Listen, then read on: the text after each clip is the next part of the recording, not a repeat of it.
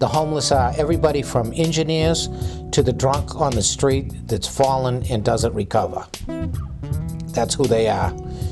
It can happen in an instant. A loss of a father and the household breadwinner, the whole family. That's who the homeless are. They're one paycheck away. Everybody, the majority, is one paycheck away from being homeless. After losing my job, I could only live on my savings for so long before I lost my apartment. I would say it was one of my biggest fears in life, was to become homeless. And before we actually moved in, the first homeless person came and spent the night there, and I stayed with him to take him to SCAD, the detox center, the next morning. So just the first people we met were homeless people. I was in a car. I had to bundle up. I was so cold. I could have died from being frozen to death, or I could have died from asphyxiation, because we kept the car running for a couple hours, turned it up to look hot enough in there, and then a couple hours later somebody would wake up and turn the car on again. I was at church one Sunday, and they asked for volunteers to help at the temporary emergency homeless shelter. I went to a meeting, and that's where I first met Father Russ Carmichael and Father Emmett Jarrett. And I still remember that first night I walked in and I was completely stunned at what I saw. I knew the people in there, guys I had played softball with, people I knew around town. My next amazement was that people got up. A lot of people worked. They just didn't make enough to be able to afford apartments. So, I just got the message through doing that I wanted to help.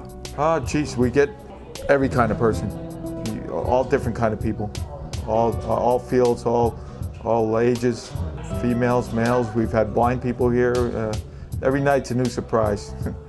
Because of what we were doing on the street, we had homeless people demonstrating, maybe a dozen that brought together, that I had met in the park that wanted to do stuff. There are more homeless people now than there were 7 years ago.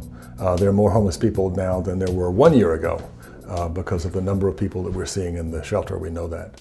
The other is that city services have been eliminated. In June of last year, June of 2005, the city's budget cut social services out of the budget. So the change has been, there is no more city involvement except as resistance. And it's all having to be done by volunteers, by people who raise their own money, and by people who work directly with homeless people. I see people sleeping in tents. That's not right. It's too cold for them. I've had a few friends that died in the cold. Older guys, older than me. Well, a lot of these people definitely do not have, degrees. Many don't have high school degrees at all, and so their skill sets are very low. And it used to be that you could make your living with your back, but not today. Pretty much those jobs are minimum wage, and you can't get far. And when it's cold and snowing and raining, they're outside, so it would really be nice if they could come up with more of a permanent solution for the homeless population in New London, because it's very large, it's quite a bit of people. Some people would freeze to death, some people would get sick and die. People's medical care is handled by the emergency room at L&M Hospital. It's a very expensive way to take care of medical care, but that's the only thing that's available for them. People they wouldn't leave. There's no place else to go. So people would die. That's what would happen.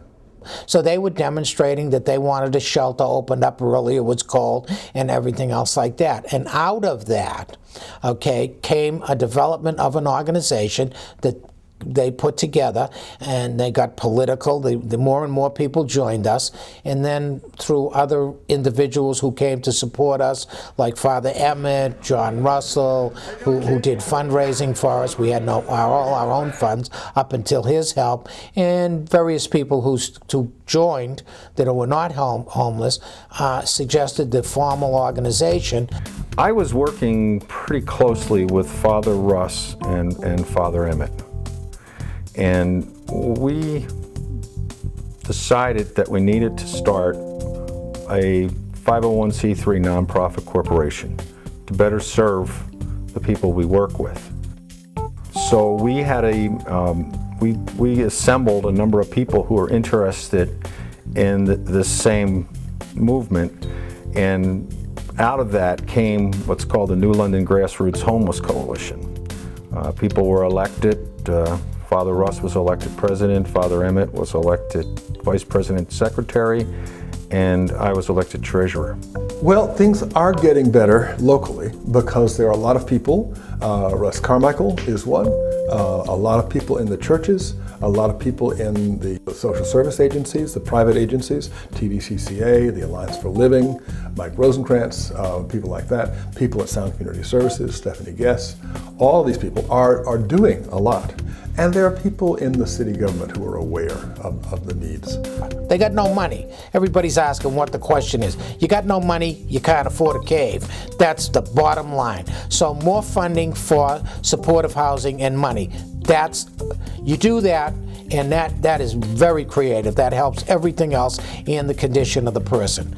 The second night I was working in the homeless shelter, I was just hit with an idea that I could help these people a lot more by raising money for them. Dave Shagru from Boston Concessions at Ocean Beach donated the Port and Starboard room.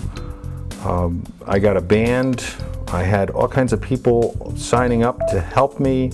We had sponsors. We had people giving us auction items and raffle items and things like that. And we ended up putting on a really nice function on April 1st last year, which drew 400 people, and we raised $10,000. And this is the basis of Christian work anyways.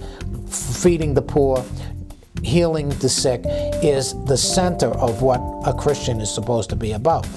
And they responded. What we want to do is to help people feed, clothe, and shelter themselves as God intended.